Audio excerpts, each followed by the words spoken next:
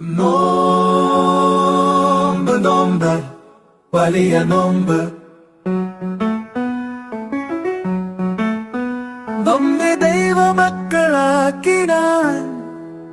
മനുഷ്യനായി പിറന്നവൻ കുരിശിലേറി യാഗമായി ഓർത്തിടാമീ നോമ്പതിൽ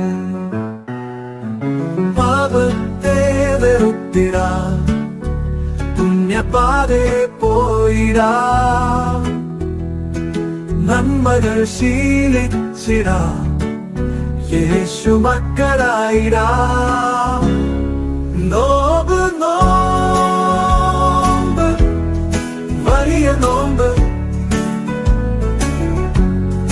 നോമ്പ് നോമ്പ് വലിയ നോമ്പ്. ഇന്ന് മാർച്ച് 19 പിതാവിന്റെ മരണത്തിരുന്നാണ്. പിതാവിനെ പ്രത്യേകമായി വണങ്ങുകയും അനുസ്മരിക്കുകയും ചെയ്യുന്ന മാസമാണ് മാർച്ച് മാസം. അതോടൊപ്പം നാം ഇന്ന് വലിയ നോമ്പിലൂടെ കടന്നു പോകുന്ന ദിവസങ്ങളുമാണ്. ഇന്ന് നാം ധ്യാനിക്കുന്ന തിരുവചനം മത്തായിയുടെ സുവിശേഷം 1-ാം അധ്യായം 18 മുതലുള്ള വാക്യങ്ങളാണ്.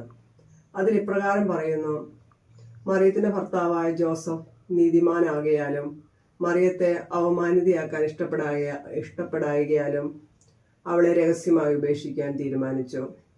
ജോസഫ് ഇതേക്കുറിച്ച് ആലോചിച്ചുകൊണ്ടിരിക്കെ കർത്താവിന്റെ ദൂതൻ സ്വപ്നത്തിൽ പ്രത്യക്ഷപ്പെട്ട് ജോസഫിനോട് പറഞ്ഞു: ഇതിന്റെ പുത്രനായ ജോസഫ്, മറിയത്തെ ഭാര്യയായി സ്വീകരിക്കാൻ നീ ശങ്കിക്കേണ്ട. അവൾ ഗർഭം ധരിച്ചിരിക്കുന്നത് പരിശുദ്ധാത്മാവിൽ നിന്നാണ്. സഭയുടെ ആരംഭം മുതൽ പരിശുദ്ധ അമ്മയും അപ്പസ്തോലന്മാരും പിതാവിനെ ഒരു ആദരണീയനായ മനുഷ്യനായിട്ടാണ് കണ്ടിരുന്നത്. പിതാവിനെ കുറിച്ചുള്ള പരാമർശം മത്തായിയുടെയും ലൂക്കായുടെ സുവിശേഷത്തിൽ മാത്രമാണുള്ളത്. പിതാവിനെ കുറിച്ച് 5 കാര്യങ്ങളാണ് നാം അനുസ്മരിക്കുന്നത്. 1. പിതാവ് കുടുംബങ്ങളുടെ കാവൽക്കാരനാണ്. 2. സഭയുടെ കാവൽക്കാരനാണ്. 3. ബ്രഹ്മചാരികളുടെ സംരക്ഷകനാണ്. 4. തൊഴിലാളികളുടെ മധ്യസ്ഥനാണ്. 5. നല്ല മരണത്തിന്റെ മധ്യസ്ഥനാണ്. പിതാവ് പരിശുദ്ധ കന്യാമറിയത്തിന്റെ മടിയിൽ തല ചായ്ച്ചാണ് മരിച്ചത്. ഈശോയും അരികിലുണ്ടായിരുന്നു. ഇതുപോലെ നമുക്കും നമ്മുടെ മരണസമയത്ത് ഈശോയുടെയും പരിശുദ്ധ അമ്മയുടെയും സാന്നിധ്യം അനുഭവിച്ചുകൊണ്ട് നല്ല മരണം മരിക്കുന്നതിന് വേണ്ടി നമുക്ക് പ്രത്യേകം പ്രാർത്ഥിക്കാം.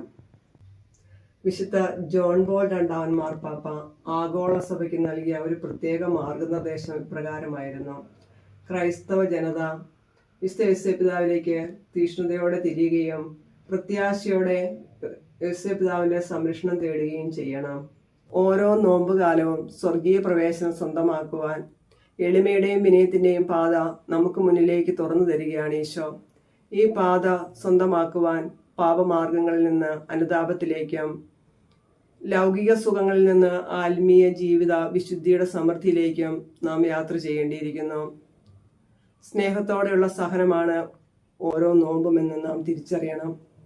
വിശുദ്ധ പിതാവിനെ പോലെയും ഈശോയെയും പോലെയും എളിമയുടെയും വിനയത്തിന്റെയും പരസ്പര സ്നേഹത്തിന്റെയും ജീവിതം നമുക്ക് ഓരോരുത്തർക്കും നയിക്കാൻ സാധിക്കട്ടെ എന്ന് പ്രാർത്ഥിച്ചുകൊണ്ട് നിർത്തുന്നു. നോമ്പ് നോമ്പ് വലിയ നോമ്പ്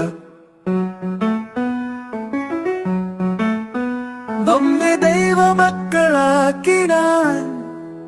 മനുഷ്യനായി പിറന്നവൻ കുരിശിലേറി യാഗമായി ഓർത്തിടാമീ നോമ്പതിൽ പാപത്തെ വെറുത്തിടാ പുണ്യപാതെ പോയിടാ